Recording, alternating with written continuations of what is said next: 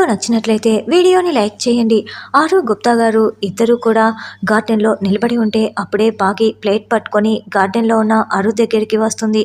ఏంటి మిస్ అమ్మ ఇలా వచ్చావు అని ఆరు బాగిని ప్రశ్నిస్తూ ఉంటుంది. అక్క అక్క ఇక్కడే ఉన్నావా, నీకోసమే వస్తున్నానక్క అని బాగి సంతోషంగా చెప్తూ ఉంటుంది. ఏంటి మిస్ అమ్మ మంచి చీర కట్టుకొని ఇంత అందంగా తయారయ్యావు, ఏంటి విశేషం అని ఆరు అడుగుతూ ఉంటుంది. అక్క ఈరోజు ఇంట్లో మంగళగౌరి వ్రతం పూజ చేస్తున్నామక్క, అందుకే ఇలా రెడీ అయ్యాను. అక్క మంగళగౌరి వ్రతానికి నువ్వు కూడా రావాలక్క, రా అక్క అని బాగి చెప్తూ ఉంటుంది. అయ్యో మిస్సమ్మ నేను రావటం ఏంటి అని ఆరు అంటుంది. లేదక్క నువ్వు కూడా మా ఇంట్లో మనిషిలాగే కదా, నువ్వు మాలో ఒకరివక్క, కాబట్టి ఖచ్చితంగా ఈ పూజకు నువ్వు వచ్చి తీరాల్సిందే అక్క అని బాగి మరీ మరీ చెప్తూ ఉంటుంది.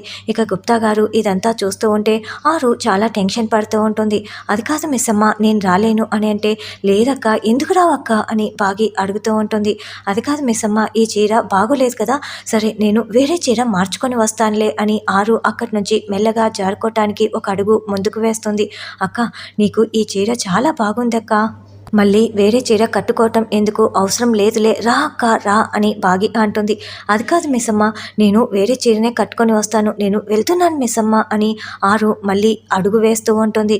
అప్పుడు వెంటనే బాగి అక్క వద్దని చెప్తున్నాను కదా, నువ్వు తప్పకుండా రావాల్సిందే అక్క, ఇప్పుడే రావాల్సిందే అక్క అని బాగి ఆరు చేతిని పట్టుకుంటుంది.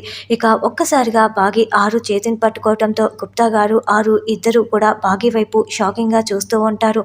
అయితే ఆరు ఆత్మ అయినా కూడా బాగి ఆరుని టచ్ చేయగలుగుతూ చేయి పట్టుకుంటుంది. అలా బాగి ఆరు చేతిని మనిషి చేయిని ఎలాగైతే పట్టుకుంటారో అలాగే ఆరు చేతిని పట్టుకున్నట్లు మనకి చూపిస్తూ ఉంటారు.